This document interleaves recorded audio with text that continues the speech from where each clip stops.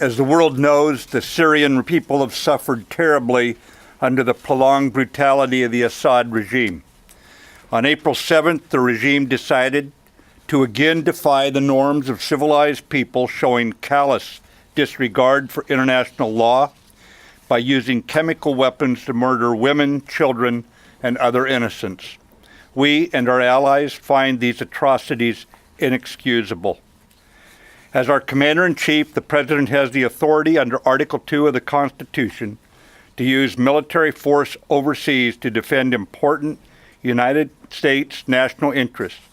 The United States has vital national interests in averting a worsening catastrophe in Syria and specifically deterring the use and proliferation of chemical weapons.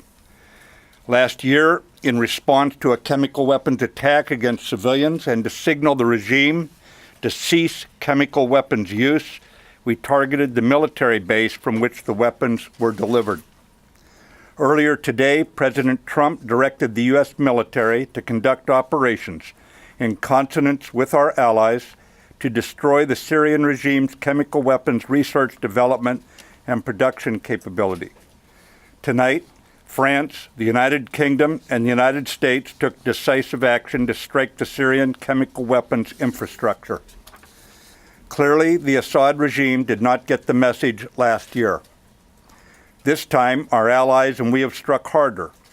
Together, we have sent a clear message to Assad and his murderous lieutenants that they should not perpetrate another chemical weapons attack for which they will be held accountable.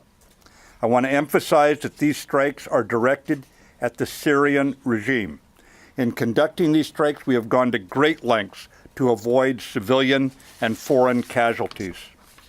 But it is a time for all civilized nations to urgently unite in ending the Syrian civil war by supporting the United Nations-backed Geneva peace process.